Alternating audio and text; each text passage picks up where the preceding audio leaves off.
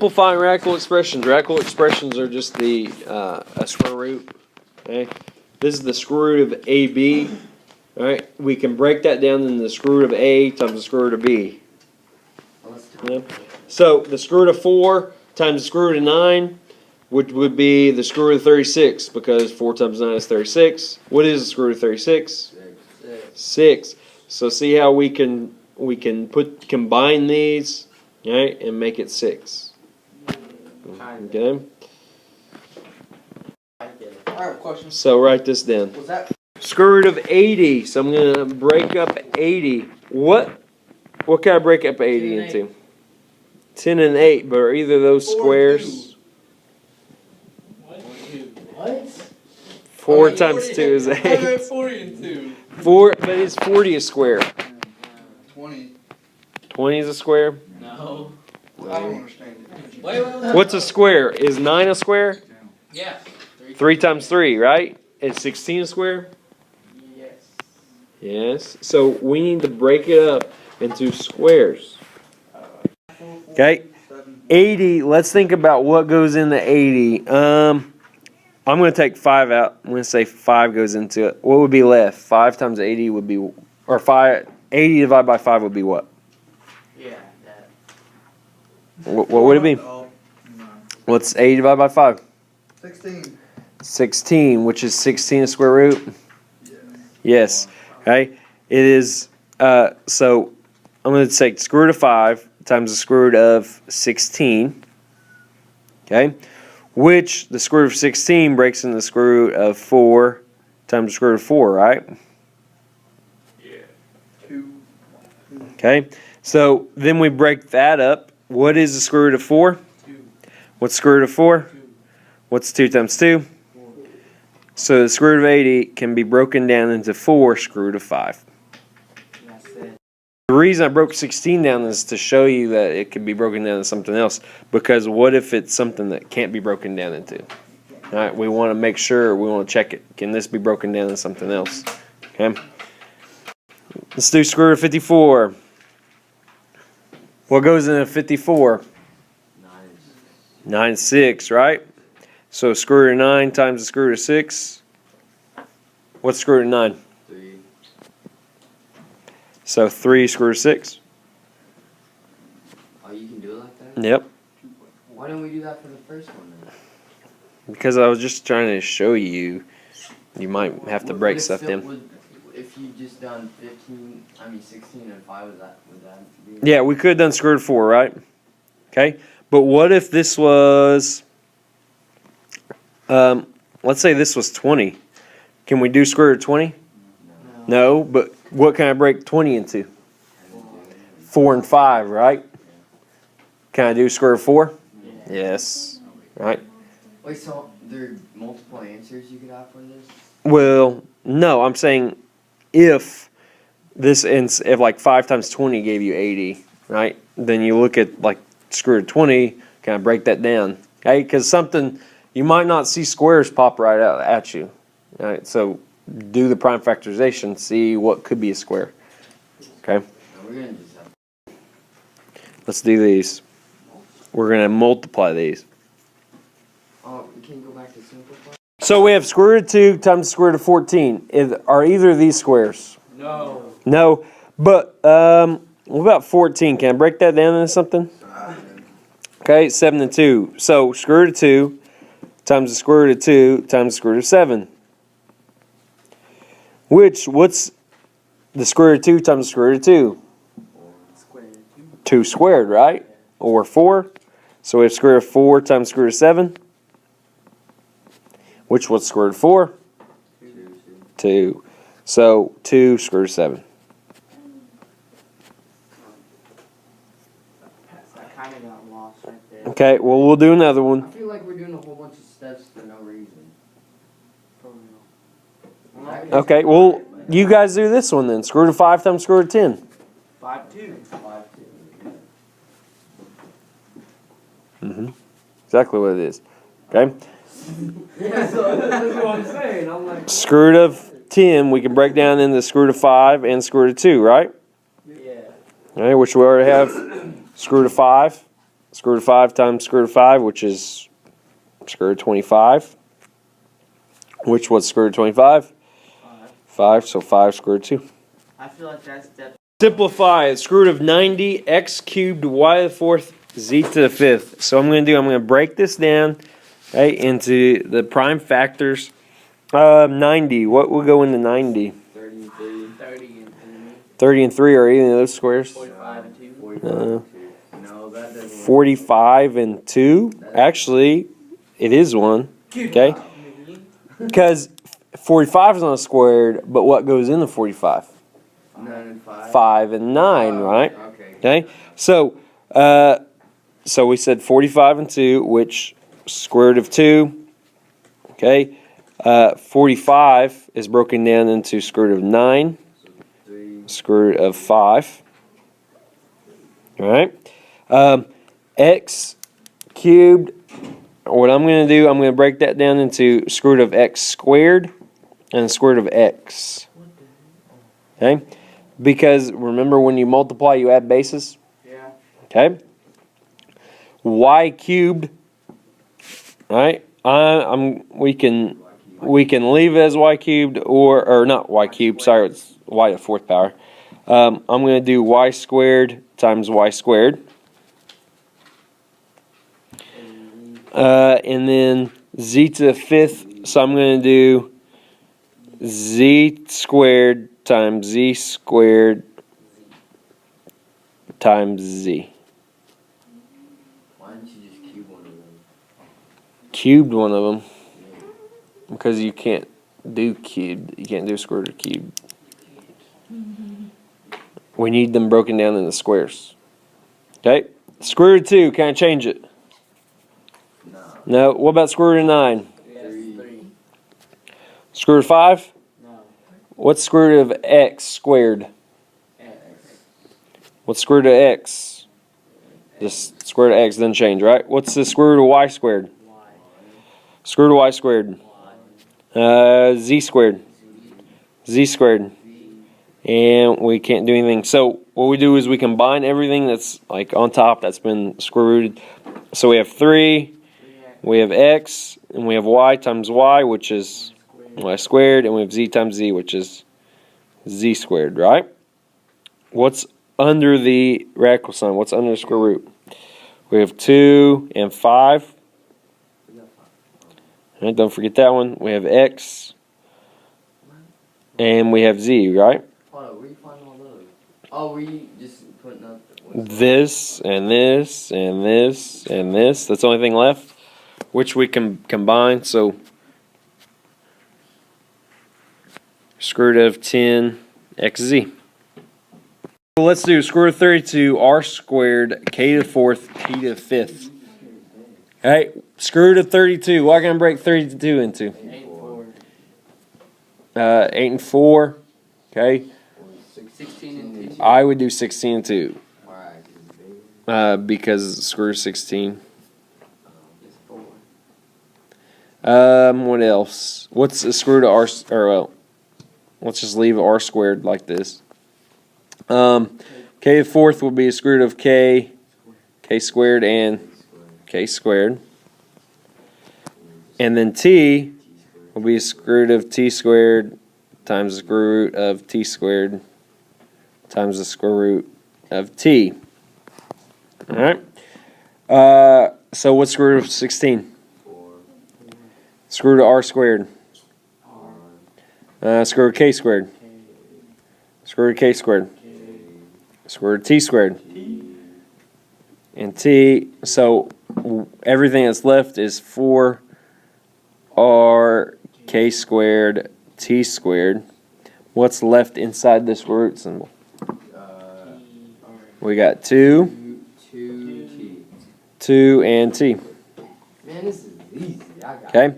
Now, I do want to talk about one thing. The book will write the answers with an absolute value symbol right here over R. Forget that. Okay. I'm going to explain to you why I don't think it's necessary. So in your book, if you look at the back of the book for your answers to check your odd number answers, okay, they will do this. Don't let it confuse you. It's not a big deal.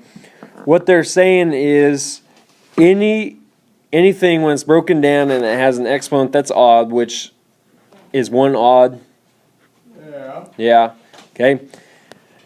Then technically, the R could either be positive or negative. Oh, okay. Okay. Because what's the square root of 81? 9. What else could be a square root of 81?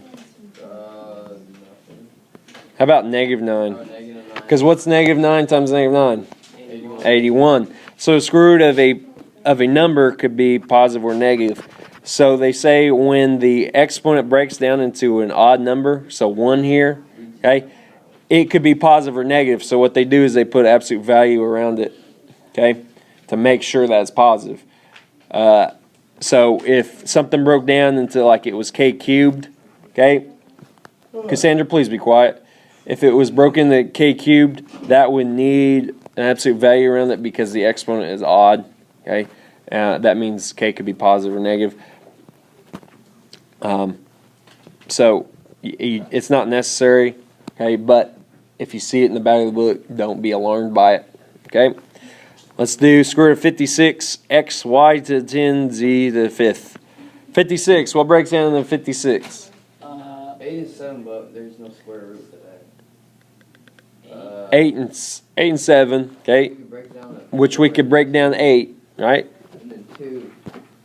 Square root of 4, square root of 2, and square root of what?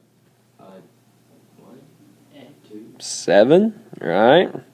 7. 8, yeah. 8 times 7 is 56. Well, because you told me you didn't need to do that, Shane. You said that was unnecessary. But see, that's why I broke that down into the first example, like 16 and whatever. Even though I knew it would break, it would be the square root of 16 is 4. I wanted you to see. Sometimes you'll have to keep on going. Square root of x. Y. Okay. I'm gonna do this. I'm gonna do y to the 4th times y to the 4th times y squared. Okay. At z to the 5th, I'm gonna do as z to the 4th times z. Okay. Because it's like, see how we wrote t squared times t squared times t? Yeah. What's t squared times t squared? To the 4th, right?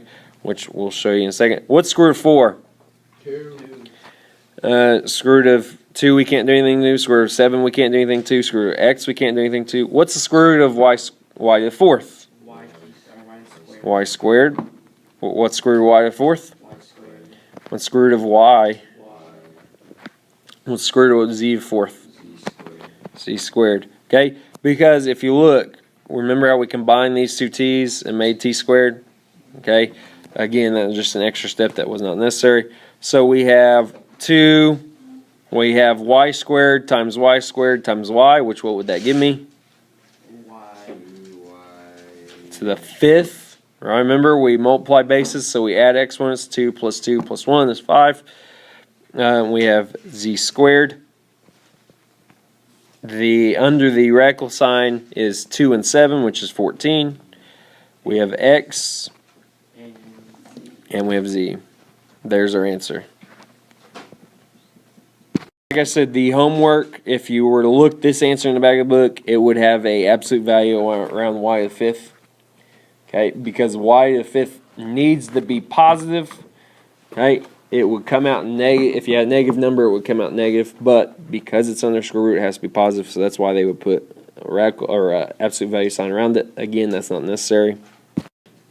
All right, write this. All right, this is the square root of 35 over the square root of 50. Or this is the square root of 35 divided by 15. Okay. We can just break this down into certain things. Okay. What could we take out of 35 and 15? 5. Take out 5, couldn't we? Right? So if I took out 5 to both of these, what would this reduce down to? 7 and 3, right? So we're left with square root of 7 over 3, which that's the same thing as the square root of 7 over the square root of 3.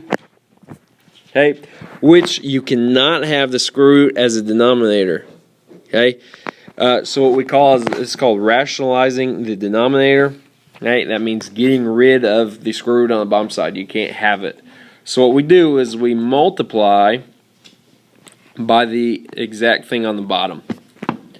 Okay, we multiply both of these by the square root of 3, which is the denominator. Because what's the square root of 3 times the square root of 3? Square root of 9, which is what? What's square root of 9? 3. 3. So see how we got rid of the square root sign on the bottom? Yep. Now on top, we just have square root of 7 times square root of 3. Okay, which would be square root of 21. So for these, we just multiply by the denominator to both sides. We get rid of the square root sign. All right, let's do one more. Square root of 6y and 12. What can I take out of 6 and 12? 6. What am I left with? 2 and 2. If I take 6 out of 6, I'm left with what? Okay, 1. So just y on top. What's 12 divided by 6? 2. Okay, so we have square root of y divided by square root of 2. How do I get rid of the square root of 2? Square root of 2, we multiply both of these by square root of 2. What's the square root of 2 times square root of 2? 4. The square root of 4 is what? 2. Okay, square root of 2 times the square root of y would just give us the square root of 2y.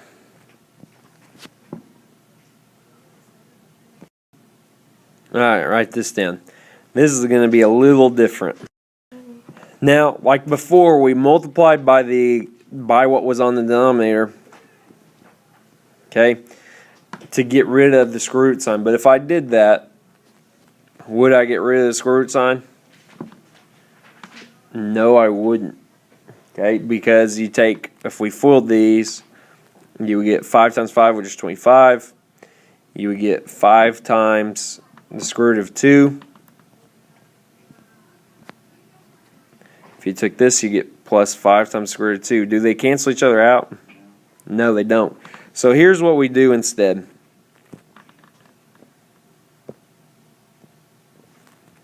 What we do, we times by, they call it the conjugate, which is the exact thing on bottom, exact thing as the denominator, except the sign has been changed.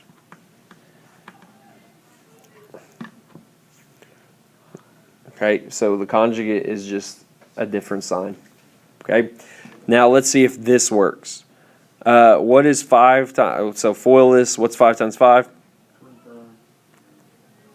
What is 5 times negative square root of 2?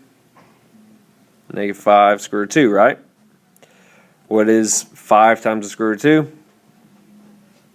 5 times the square root of 2. And what is the square root of 2 times the negative square root of 2? 4. Okay, what's the square root of 4? 2. What the heck did we just do? Okay, which, by the way, what is negative 5 square root of 2 plus 5 square root of 2?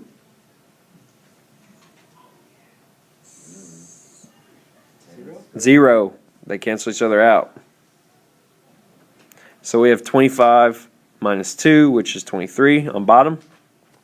Then we just distribute the top. 3 times 5 is 15. 3 times negative square root of 2. Alright. And that would be our answer there. Conjugate, which this is the conjugate of this, okay, which just means the signs have been changed, okay. If you FOIL it, it will get rid of this square root because they will cancel each other out, right? They are all complete opposites. And then what happens when you take the square root times itself? It doesn't cancel each other out. Just leave what's in the inside, right?